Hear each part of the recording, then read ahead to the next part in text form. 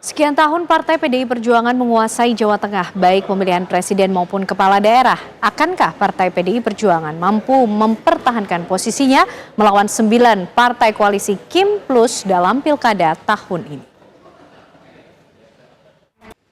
Ya, pemirsa, seorang pendeta di Surabaya yang dilaporkan melakukan penganiayaan kepada istri dan anaknya.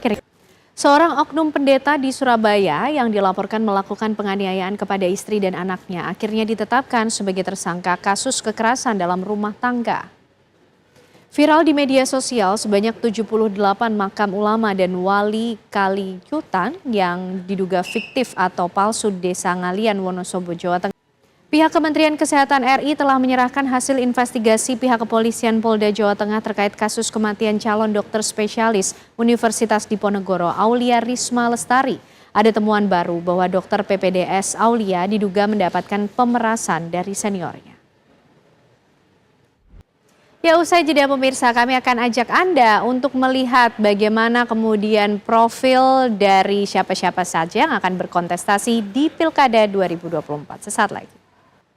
Anda masih menyaksikan Apa Kabar Indonesia Malam. Pemirsa, pada Februari lalu, masyarakat di tanah air dan yang berada di luar negeri berpartisipasi dalam pemilu langsung yang memilih presiden dan wakil presiden serta anggota DPR Pusat, DPR Provinsi, Kabupaten dan Kota serta Dewan Perwakilan Daerah. Dan sebentar lagi, masyarakat akan kembali berpartisipasi dalam pesta demokrasi terbesar berupa pemilihan kepala daerah secara serentak.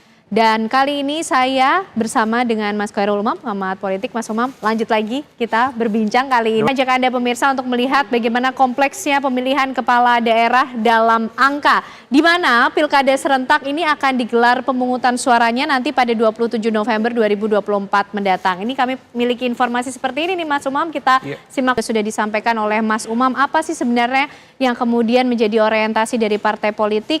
Ini setelah adanya juga putusan MK yang kemudian berubah, kemudian ada sejumlah partai yang berkoalisi di pilkada, dan kemudian peta koalisi yang sudah digagas dan dibentuk sebelum putusan MK ini juga dibacakan, dan saya akan mengajak Anda menengok sejumlah daerah yang cukup menarik perhatian pemirsa. Bagaimana peta koalisi berubah begitu cepat? Kita lihat di Pulau Sumatera, kita akan lihat pemilihan gubernur di Nangro, Aceh, Darussalam. Di provinsi paling barat ini terdapat 2 pasangan cagup. Ya, itu tadi baru sebagian yang kita lihat bagaimana peta koalisi di pilkada khususnya di wilayah Sumatera. Kami masih akan menghadirkan informasi terkait dengan pilkada pemirsa, bagaimana peta koalisi yang terjadi juga di Jawa. Ini juga tidak kalah menarik Mas Umam. Nanti kita bahas usai jeda, kami kembali untuk Anda.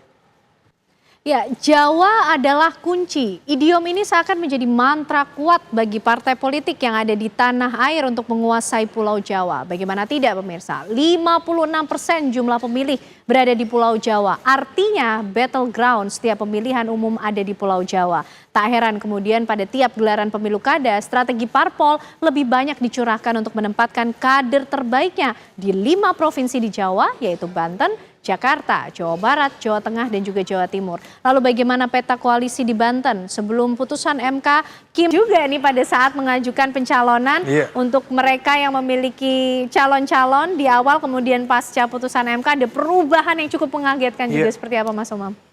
Jakarta, kita bergeser ke agak tengah dan juga timur Pulau Jawa. Kami hadirkan juga informasinya untuk Anda. Kita coba lihat bagaimana peta koalisi di sejumlah wilayah lain di Pulau Jawa.